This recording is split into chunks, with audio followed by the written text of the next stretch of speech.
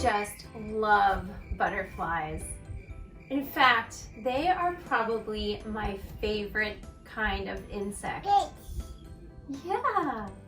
Have you ever seen a butterfly and do you know where butterflies came from? Do you have a favorite insect? What would be your favorite bug or insect? Well, if you like bugs like me, you are going to love this art lesson.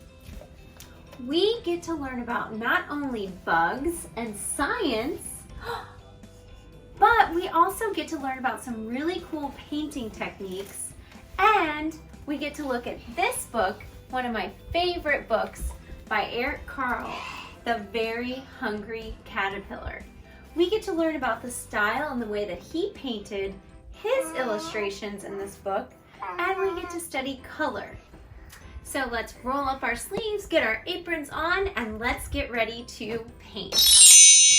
Eric Carle is an awesome American designer, illustrator, and writer of children's books.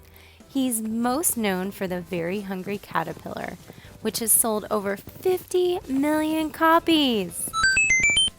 Our learning goals for this project involve science and art.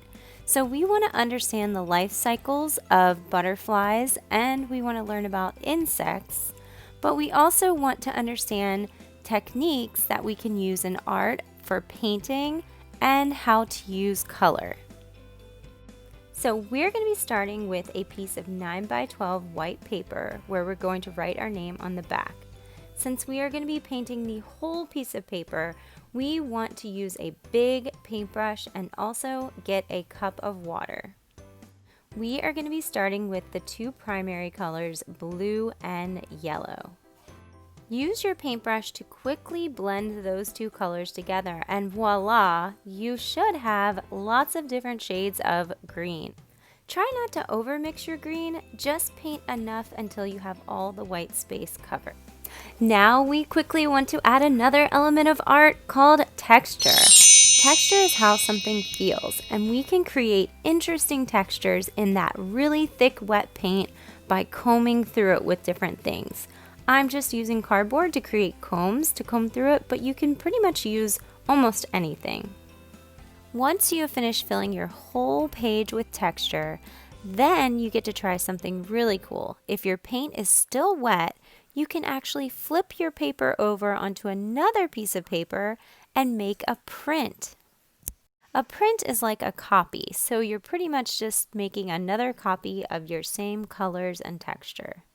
Once I'm finished painting both of those papers, I'm going to make sure my name is on them, and I'm going to put them on the drying rack to dry.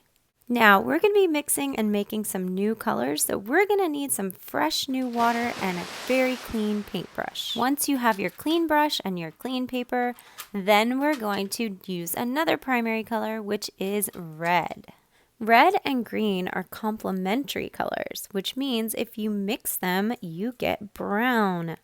Oh. On this piece of paper, we want to have some different shades of red, brown, and some yellow. Maybe even a little bit of bluish brown or dark brown.